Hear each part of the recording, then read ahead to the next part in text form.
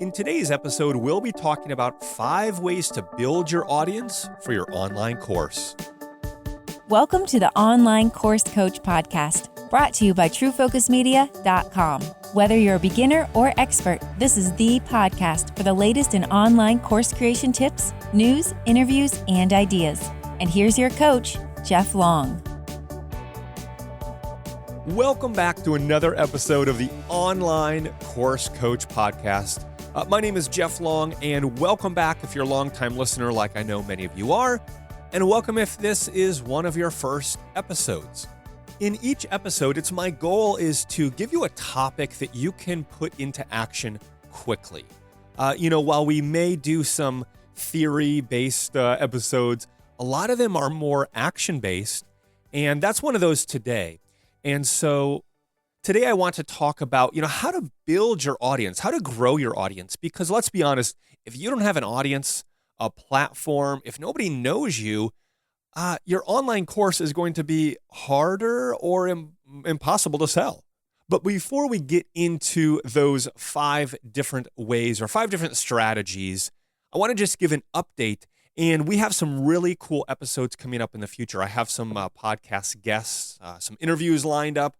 I know most of my podcasts are interview-based because I love bringing in other experts in different fields. And so it might be an expert in how to take your course and build it into a speaking career, or in the reverse, how to take your speaking career and put it into a course. It might be more marketing focused. It might be something, completely different.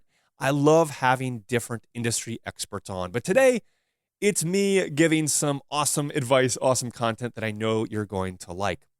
Now, I do want to say I've wanted to get an episode out a lot sooner, but I've been traveling for work.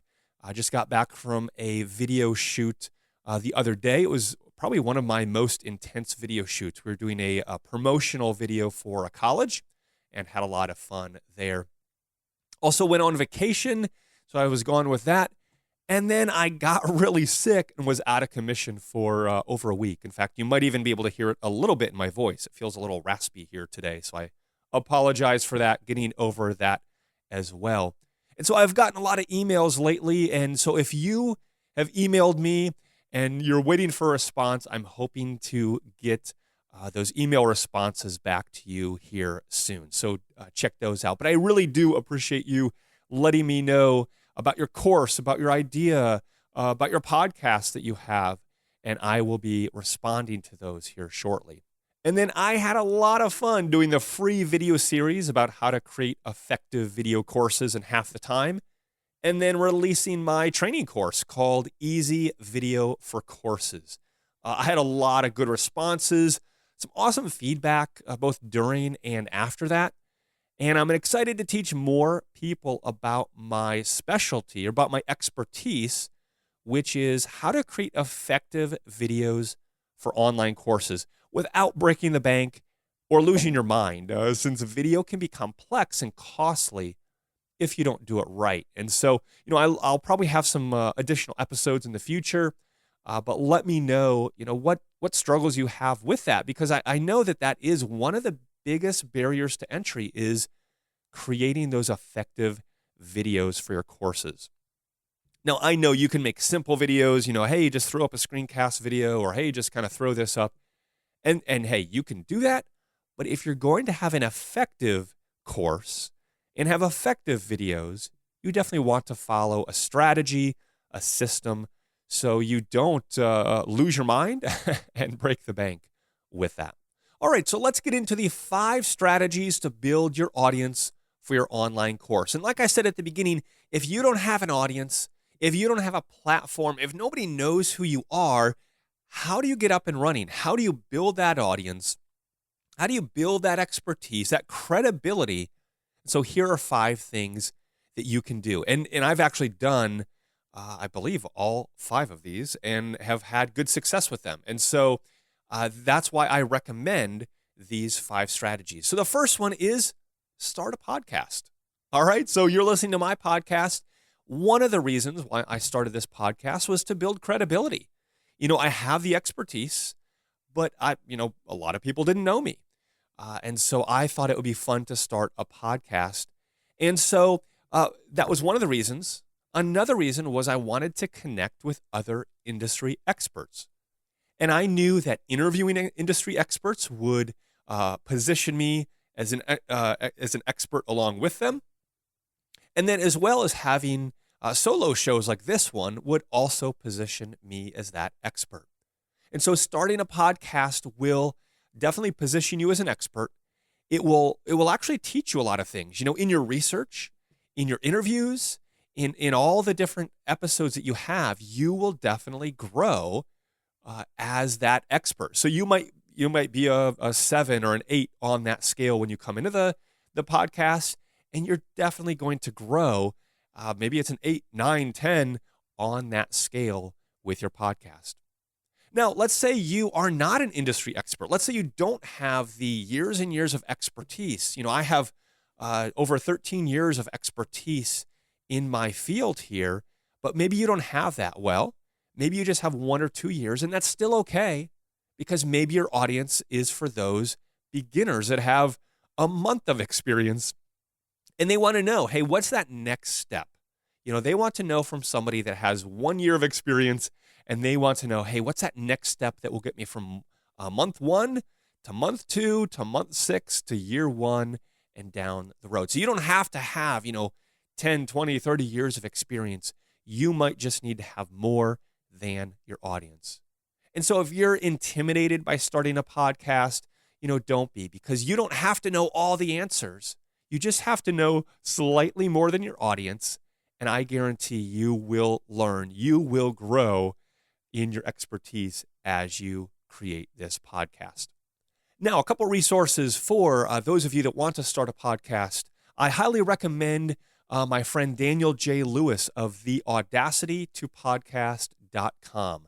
He gives awesome weekly tips, tricks, and strategies for creating and marketing your podcast.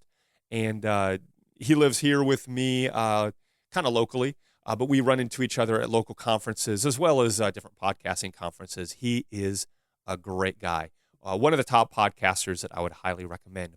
Another is Cliff Ravenscraft.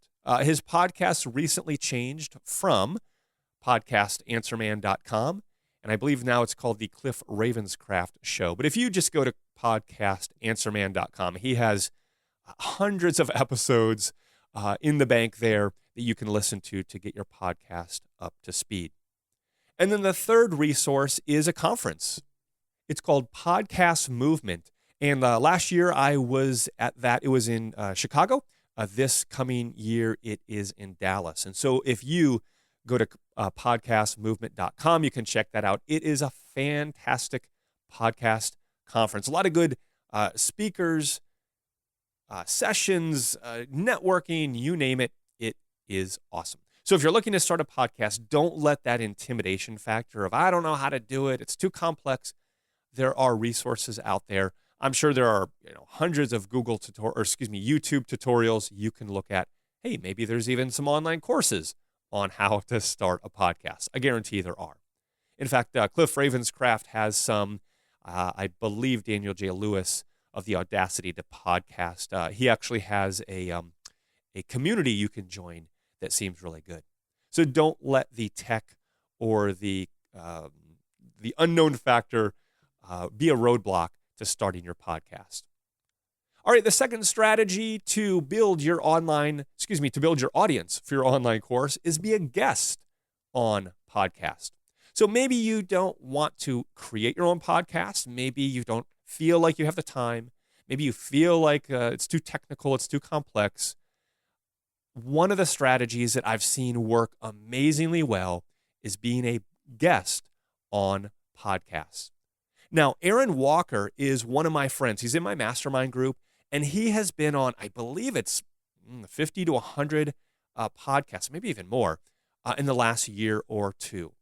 And he went from somebody who was not really known when we all joined a mastermind group together, and he was just starting his coaching business. And he had a career of success. I mean, he is the most genuine guys I've known, very successful in business, a very good father and husband, just, the type of guy you want to be as a man, as a husband, as a business owner.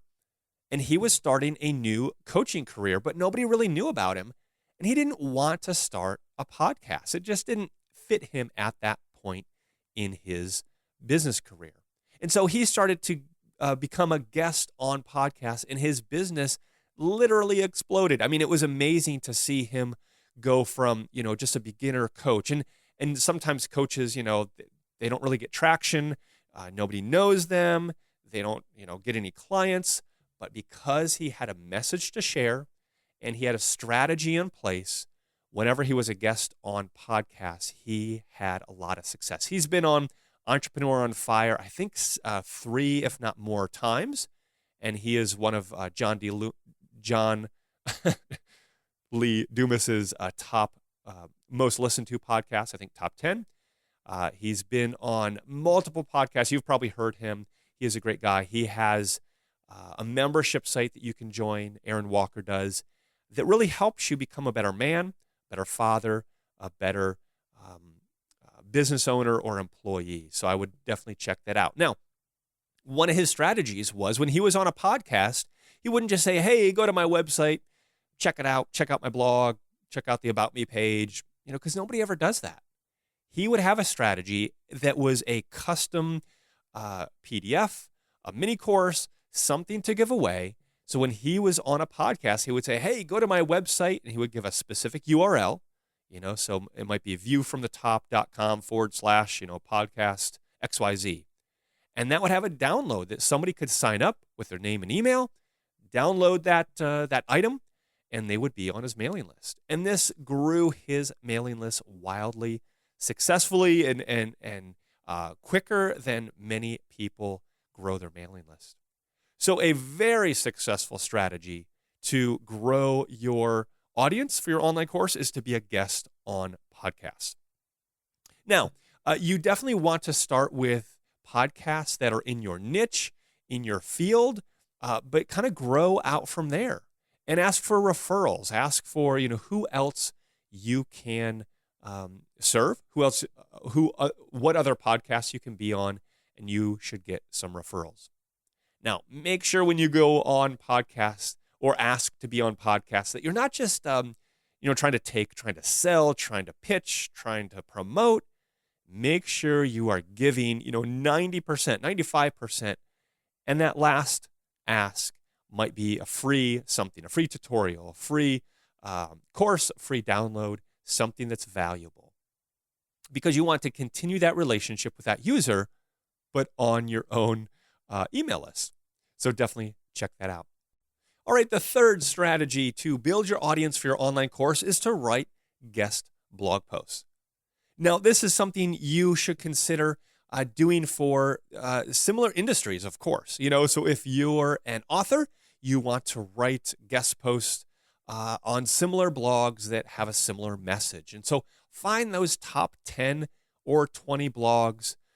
Many of them, if they're large enough publications, they might have a way to submit to write for them. Or if they're a big enough industry expert, they might have a way to ask them. And so make sure that you ask in the right way. Again, you're not trying to pitch, promote, market, sell, whatever. You're not trying to promote yourself. You are really there trying to serve. And so think about how you can add value. Think about how you can teach and train. And that's one of my favorite strategies for writing guest blog posts is, what can I teach the audience? What can I, what action items can I give them so that they can put that into practice quickly? And so since I'm a teacher at heart, that's kind of easy. What are the top 5 ways to do this? Or what are the 3 reasons to do that? And it's pretty easy to teach something in that format. And then a strategy that I have is I have like a template, like a blogging template. And, I have a powerful headline. I kind of follow this template, and it makes creating blogs a lot easier. Now, when I say template, I'm not saying that I write one blog post and then I just kind of copy it 5 or 10 times for the other blogs I want to be a guest on and tweak it a little bit. No, they need to be unique, high quality, and personalize blog posts to get traction, because chances are, if it's a well-trafficked website, if you just kind of submit a shoddy blog that isn't very good, they're not going to accept it. So you're just wasting your time. All right, the fourth strategy for building your audience for your online course is to go to industry conferences. And this might seem obvious, but here are a couple strategies. And when you're going to industry conferences, make sure that you do these things. First of all, especially if you have a podcast, is interview the speakers, the organizers, and any big name people that are there. I've done this, and it is awesome. It's fun just not to connect with them, but it's also fun to be able to promote those podcasts within the group. If you do it subtly, if you do it to help others, a lot of times if they have a private Facebook group, if they have an email list, you might even get promoted. Your podcast might get promoted because you're interviewing speakers, organizers, or other influencers in that industry conference. And so you could do that with your blog, with your podcast. You could do a blog roundup of the top 10 speakers you met at this conference, and just write a paragraph about each, what you learned, what your takeaways are, and even when you put those things in, when you implemented those things, what were your results? Some other things you can do at the conference is make sure to tweet, share, and get involved, whether it's Twitter, obviously, or Facebook. Make sure you are visible there. Use the hashtags, use some different things, retweet or reshare different things on whatever platform they're using. Make sure it's not just all about you. Make sure you are promoting other people. And then, maybe once a day or so, maybe just sneak in one of your blog posts or one of your podcasts. Again, it's not the time to promote yourself or to sell, to market, to, just casually throw it in there. I've even done it where I give a coupon code at a conference. So you might say, hey, for, these next 2 days, I'm doing a discount of my course. And you can, tweet that out. You might get some retweets or some publicity through that. Another strategy you can use is try to find out who is doing podcast interviews at the conference and have them interview you. Again, that goes back to the be a guest on a podcast strategy. And so, try to ask around who do you see that has a microphone? Maybe it's at a booth. A lot of conferences have booths that are set up specifically for podcast interviews. So, walk around, try to network and find out how you can add value to somebody else. Because if you have a podcast or a blog, you're always looking for ways to create easy content. And I'll be honest, easy content is interviews. And interviews generally, even though it's easier to create, a lot of times it's high value because you're interviewing an expert that has a lot of awesome content. And so make sure you are that expert that has a lot of awesome content when you're at a conference or on a podcast. So there are multiple strategies just when you go to a conference that you can use, whether it's interviewing people, whether it's tweeting and sharing different quotes or different things, whether it's promoting your course through a coupon. There are many ways to promote, to build your audience just at an industry conference. And then the fifth strategy is help people by answering questions in forums, Facebook groups, through Twitter. There are many different strategies to do that. So let's take forums. Find forums that are in your industry and just get involved, just answer questions. And one thing you might know or notice is that a lot of these forums, they ask the same questions over and over. And so if you have a podcast about a specific topic, feel free to share it. If you have a blog post about a specific topic, feel free to share it. And if you don't, if you see those trends, if you see those similar questions getting asked over and over, create a blog, create a podcast, create a video tutorial, create a mini course, create something, a PDF download, where whenever that question pops up, you can say, hey, that's a great question. I get that question a lot, and I've answered that in this podcast. Go ahead and check it out and let me know what you think. You'll get some awesome feedback because it's content you've already created. You are helping them out. And then hopefully, if it's a podcast or a blog post or something, they start following you. They start getting to know that you are the industry expert.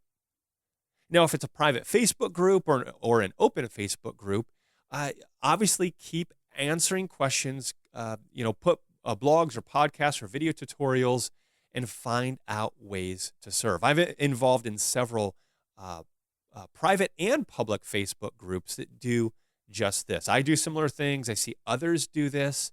And so if you're looking into coaching, consulting, this is an excellent strategy. And then you can subtly promote your online course. Now, a strategy with this is maybe you'll have a free course, like a mini course that you can offer. So as you're helping them for a few months, maybe pepper in there and say, hey guys, I keep seeing these same questions. I have put together a free mini course that deals with, many of your top questions, concerns, struggles. And so you can put the link there. They can sign up for it so that now they're on your mailing list and you can give them that awesome content of your mini course. And then you can promote your podcast. You can promote your blog. And when I say promote, I'm not saying every week, every day. You just want to sprinkle that in. You just want to be subtle about it. And then when you do have your online course, then you can, sprinkle that out again. You can release that. If you do a launch, you can do that. Or if you have a release, or if it's already up, you can promote that there. And then the final strategy within that is, let's take Twitter. You can search Twitter pretty quickly by hashtags. Twitter has a really good search feature. So you can search and you can find people asking questions on your topic. I've done that before and I just answer questions. And so you could create a hashtag based on your course, based on the topic. And so anytime you answer that question, you could create a hashtag. You can obviously use your podcast, your blog, your videos, etc., and answer the question through those. And then as you hashtag that, you have this kind of ongoing list of questions that you have answered. And so if you do have a podcast, if you do have a blog, you can refer to those hashtags and simply find those questions easily and answer them on your podcast or blog. So it's kind of this snowball effect. As you're answering people's questions, you're putting them into a podcast or blog or video, and then you can quickly answer more questions because you have that podcast, blog, or video already made, and that snowball gets bigger and bigger as it rolls down the hill. And that will increase your audience, your expertise. It will position you as that expert that you are. All right, so those are the 5 strategies to build your audience for your online course. The first one, let's review, is start a podcast. Number 2 is be a guest on podcasts. Number 3, write guest blog posts. Number 4, go to industry conferences. And number 5, help people by answering questions in forums, Facebook groups, and Twitter. So those are my 5. They're not the only 5, of course, but what are some of the ways that you have built your online audience? I would love to hear that. Shoot me an email, jeff@onlinecoursecoach.com. Let me know how you are either growing your audience, how you've built your audience. I would love to hear that. And then lastly, I would love it if you just shared this podcast out. I get so many good feedback from Twitter, from email about, how you love these episodes. And that means so much to me that you're learning, that you're growing, and that is awesome. But go ahead and share that out. Share it on Twitter, share it on Facebook, or maybe it's just a simple email to a friend or to somebody that you know that could benefit from this. I would be honored if you would do that for me. So keep coming back to the show. Keep sharing these episodes and keep these questions and comments coming in. I'd love hearing back from you because it is my goal to really help you, to teach many, to impact millions.